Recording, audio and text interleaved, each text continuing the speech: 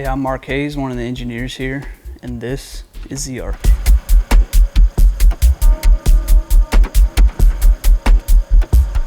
The ARC comes in 2 new axle-to-axles, a brand new cam with 2 module options, a brand new riser that's stronger, more rigid, and more integrated features, brand new limb arrangement with new limb angles for increased efficiency and speeds. The ARC is all new. Today, we're going to be breaking down 4 of the key things: the brand new SWX-2 Cam, the new ARC riser, the new limb arrangement, new limb angle, and the limb shift technology for perfect tune. The SWX-2 Cam is a brand new cam that is birthed from the lift. You're going to notice immediately a brand new perimeter weight. You're also going to have 2 new mod options: the SWX mods with a draw force curve that is going to give you the peak performance, and a brand new SWX-Z mod. The SWX-2 Cam still uses the SWX mods, but a brand new draw force curve because of the new axle-to-axle and the new arrangement we did where these mount. And so we're getting peak performance not only in the sterile lab, but in the real world. That was the first thing we concentrated on for the new ARC. We wanted real world speeds, and we did that with the ARC. These new cams, the new perimeter weight and new knock arrangements, new limb assembly, has less punch, less vibration, and is faster than the lift, pound for pound, setup to setup. When you do that, when you get more speed, it's always going to be punchier, it's always going to have more vibration. So those things usually work against each other. And what we were able to do with the ARC, with everything I just mentioned, all the geometry changes, all the weight in the right spot, this ARC, without monkey tails, no rubber on the string, feels better, less punch, and faster than the Lift and the Lift X. The ARC was birthed in a pursuit of boosting real world speeds. And what do I mean when I say that? You're looking at our test bow. It has a knot instead of a loop. It has no peep, there's no string dampers, and it's set perfect to our specs. This is our speed bow. We also shoot a 350 grain arrow without fletchings. And we adhere to the ATA standards, which is also similar to the IBO standards that we publish. But when we were looking at the ARC and the Lift, we wanted to boost the real world speed. So when you put a loop on, when you put a peep on, when you get this thing set up for hunting, can we retain as much of that speed as possible? And that is what the cam and this limb arrangement, this new angle and everything was built for, was retaining as much efficiency in the real world as possible. And so when you set up an ARC pound for pound for a lift, you're gonna notice 4 to 5 feet per second faster. And that's because we didn't stop here. We didn't stop in this sterile environment. We went all the way. We went fully set up, how can we retain as much speed as possible.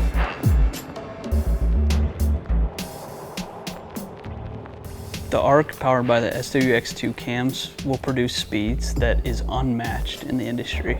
And at the end of that development, what we decided to do was look, can we provide something to people that prioritize draw force curve? And that was how we came up with the SWX-Z mod, a brand new option that fits the ARC and also will fit the Lift series of bows. And I want to show you the reason we were able to do this, how it works, and why this prioritizes the feel but still boosts crazy speeds because of how efficient this system is. It is the most efficient bow we've ever made. So come to the whiteboard. So on a standard draw force curve, you got draw length, draw weight, and we do a lot of work to get this perfect on our mods. So in this case would be the SWX normal mods that were on the Lift and now the ARC series of bows. This prioritizes as much energy as possible to store that's still comfortable to draw. This is what we always shoot for, a perfect curve. Perfectly hold your peak weight, no bumps, no anything, come down on a generous slope front and back. But when we want to prioritize feel in the SWX-Z mods, we cut off some of the energy. And what you're left with is you lose some energy, but right where you're strongest is where you're peaking at 70 for the SWX-Z mods. And so this is going to be a mod that is as comfortable as some of the solo cams that we built in the past, but gets the benefit of insane efficiencies on the new bow. Even this SWX-Z mod is still going to boost speeds at 337 feet per second IBO, prioritizes the comfort. So now in ARC and going back to the Lift series, you have two options of the feel that you want on your bow. The next configuration we want to talk about is the limb and cup arrangement. And I just want to stress that we view this as a system. All these decisions we make are made as one unit, but for the sake of this video, I want to just concentrate on this new limb, new cup, new limb geometry and position. And so the first thing you're going to notice is a brand new cup. It's lighter, it's actually stronger. It was built to hold these limbs in the position that they're most efficient, and also for accuracy's sake, we got an arrangement inside to hold these limbs as tight as physically possible. And you're going to notice a brand new angle that this is coming off of now. This is not always going to be the right spot, but something happened really interesting with this arc. Where this bow liked it was in perfect parallel. I'd like to show you what that means. If the lift was past parallel, this is now perfect parallel. I'll show you on a whiteboard maybe what that means. So, you know, our cup angle is something like that, and our limbs are obviously stressed with an axle. And so when we talk about parallel or past parallel, the lift, it liked an angle actually past parallel, and so everything on a lift was moving towards the riser. That was perfect for that bow. That bow wanted to be there. But with the arc, as we were attacking efficiency for real world speeds, it ended up being on a perfect parallel. And so if this is the parallel line, the axle now travels above and below the line equal amount. It does something really cool. You'll notice a bow past parallel or a bow above parallel, they travel. So the axle below parallel would travel towards the riser, this being the riser. And a bow that is above parallel is going to travel rearward towards the archer. What's interesting about perfectly parallel is there is hardly any. It's as straight up and down as it possibly could be. That does a lot for the stability of the bow at the shot. The bow does not move when it's shot. And you would ask, well, why wouldn't you always do that? Well, the bow doesn't always like it here. We're trying to find the limb angle that is working for this arrangement. I talked about a system. But what's cool about when it does like it here is it is the most stable shot that you've maybe ever felt. When the bow goes off, there is no forward or back movement. It is just in as close to a straight line as it can be. So as we come down the bow, the arc has a brand new riser. So this bow comes in 30 and 34 axle to axle. So they are longer, and we wanted to make it stronger, more rigid, and cycle longer in our cycle test. And so what you're gonna first notice is how much bigger this is on the ends, but we did that without making it any heavier. This is still a sub 4 pound, fully aluminum machined bow. And the way we do that is several things. One, we're leveraging our technology in our machine shop. This is cut on a 5-axis machine. There's brand new cuts that have never been done before. Internal bridging in the pockets, slot cutters. We did everything we could to make this bigger, more rigid, and less weight than a riser has ever been. And we did that while we made the axle to axles longer. This is the structure of the entire bow. It sets the limb angle. It takes the full load of the limbs and the cams. This was already a very stable bow, and so if we could limit how much this thing flexes, that also adds to the post-shot just stillness of the arc when you shoot it. When we get done with a riser like this, what we end up with is literally the strongest piece of aluminum that we can. And so we want to build as many accessories into this as possible. Our bridge lock technology, people that have followed Mathews for a long time know we have a bridge lock sight that leverages the full strength of our riser. We have bridge lock stabilizers. We got quivers that are as tight as possible to here. We have integrated rest mounts. And for 2026, we added 2 new ones. First is this integrated back bar mount. So when you attach a back bar mount traditionally, it's to this rear stabilizer bushing with a big steel bolt, and the only thing you're relying on in the weighted direction is friction. And so we leveraged our bridge lock technology, super light, but even more rigid because we're leveraging that strong riser again with our tri-knob that we use for our other bridge lock stabilizer to make a stronger, simpler, less weight connection. It also makes travel even easier. You can take this whole thing out, you have your settings already set, you put that in a protected spot away from the bow, and you can just pack the bare bow in your case. And when you get there, just like our other bridge lock stuff, it indexes for you. It is incredibly rigid and strong. Okay, so after the back bar mount and building that into the structure, we've had our front bar mounts for a few years now. You were able, before bridge lock, you were able to run a straight bar or a down angle bar.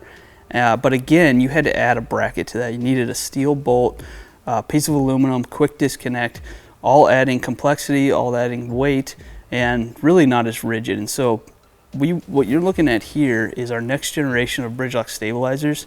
This is a 7-degree down bar built into the bridge lock port. Again, leveraging the strength of our riser. We were able to do a 7-degree downward bar with a brand new knob, slightly longer, that matches with this bar, and a new cutout. Still is able to move in and out just like a traditional one. It would turn into a straight bar there, but when you run it fully out, it's built to be a 7-degree down. And so those of you that have traditionally shot a downward bar but couldn't with the bridge lock, our new generation comes in a 7-degree down version that gets that weight lower where you want it. You want a pendulum effect at full draw, but still uses the rigidity of the bridge lock technology and this riser. So we added one more feature. The SCS was a bolt-on bracket that we would bolt to the cups, and it would interface with tree ropes or slings or any accessories that you would make for it. Our covers, for example, that protects the cams would interface with that. Again, we wanted to leverage this strong riser to, can we build this in? And instead of a knob, what we came up with is the brand new SCS cleat. You'll notice it on the back of this wing, the structural wing. This cleat is designed to hook it up however is convenient for you. It could be super secure, where you go around both sides, like a slip knot, but in the dark when it's quick, you can run it on one side.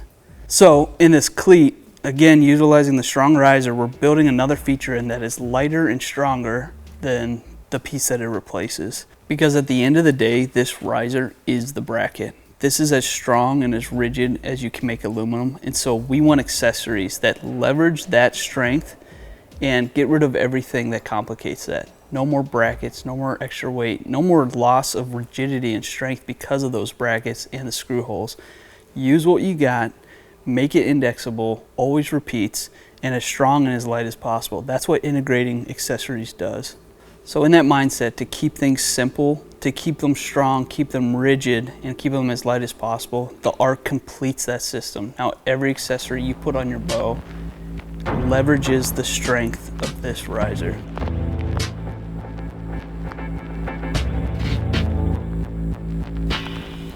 Alright guys, we're out of the workshop, we're away from a bow press, and we're down here at the paper tuner where we're going to get this bow tuned. And I want to take an opportunity to talk about limb shift technology.